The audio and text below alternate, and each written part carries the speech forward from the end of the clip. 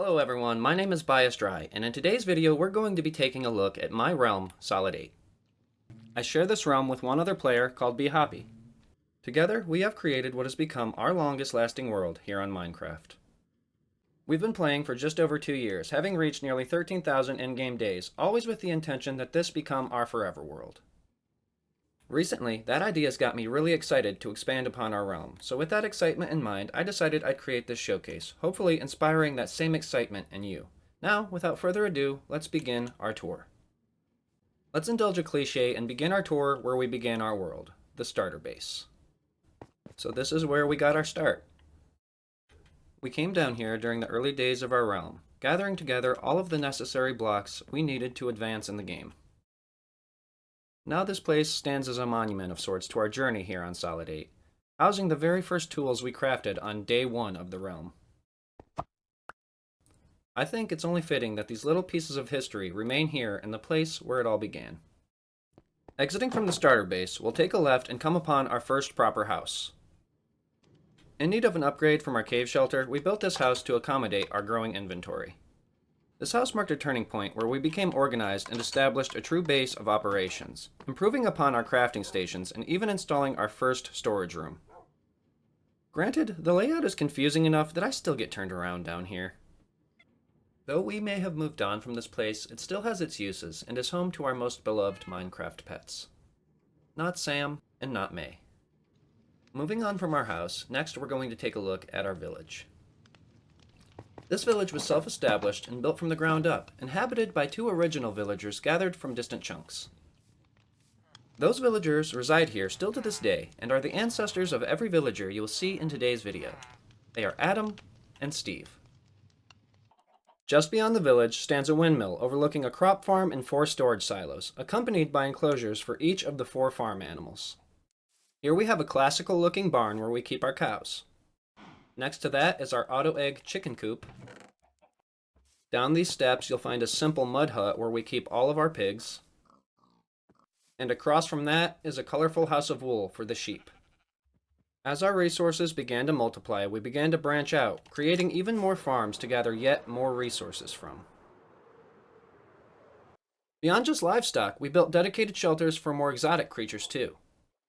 Like this dark oak canopy where we keep all of our pandas, including some of the rare brown variants.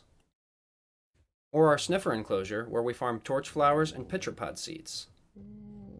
We have an aquarium where I have failed to breed even a single rare axolotl. And there's even a dinosaur roaming our realm, if you can believe it.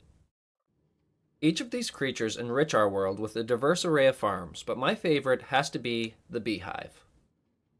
This enclosure houses all of the nests that make up our manual bee farm. However, out back is an automatic version, and it produces more honey than we're likely to ever need. Built into the back wall of our hive is our honey hut, where we keep storage. And resting atop the hill in front of the hive is our giant golden bee. There are bees everywhere in this farm. They even nest inside of the giant bee statue. Just take a peek inside of the bee hole and see for yourself. Next, we'll focus on our mob spawners. The green deep slate skyscraper is a creeper spawner. We call it Creeper Incorporated or Creeper Inc. for short. This build allowed us to farm gunpowder, enabling us to create a surplus of fireworks. It still functions to this day and stands as one of the most useful things we've built on the realm. Right beneath Creeper Inc. is a small building that leads to our skeleton, zombie, and spider spawners. All in close proximity to one another and connected by tunnels. After utilizing all the resources these spawners offered, we quickly began to accumulate wealth like never before. And that goes without mentioning all the experience we were gaining. Recently, bhappy built a general mob spawner that has added even more to our vast pool of resources. Speaking of resources, we have a number of redstone machines that produce different materials for us. We have a greenhouse flower farm where we create different colored dyes from both the tall and the short flower types.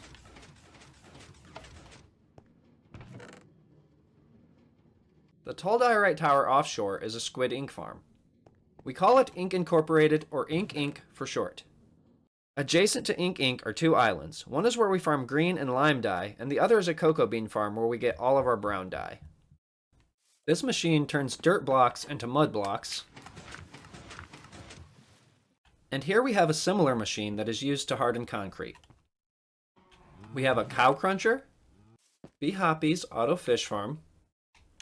Pardon me, I meant to say fish. We even built a giant volcano. And just so I'd have an appropriate place to keep our lava farm. These farms gave us the ability to automate a lot of what we were doing manually. They also significantly sped up the farming process for each item. Scattered all throughout our realm are an assortment of fun set pieces and statues. These builds, aside from being art pieces, serve no practical purpose. It's builds like these that usually end up being my favorite in retrospect. Because you can let your imagination run wild and create something based on whatever inspires you. I've had fun, maybe the most fun, working on builds like these. They add so much character and a sense of life to the realm that it would otherwise be lacking. Sitting dangerously close to the volcano is our Lapis Mansion. This place is the centerpiece of our entire operation here. With a more spacious and less confusing to navigate storage room, haven't got lost down here once, auto smelters for each of the 3 types of furnaces, an enchanted library full of in-city loot and enchanted books, a fully stocked brew room where we create different kinds of potions, cartography stations where we display our world maps, and there's even a bannery fully stocked with different inks and banner patterns. The idea is to have everything we need to craft whatever we want. Downhill from the Lapis Mansion are 2 pyramids bordering a custom-made desert biome on one side and an open-ended village on the other. Did I put too many cactus in the desert biome? Be honest. Let me know. This village was built as an expansion to our homestead. A place to put our repeat farms and some of the redstone machines we covered earlier. Get out of here, I'm sleeping here.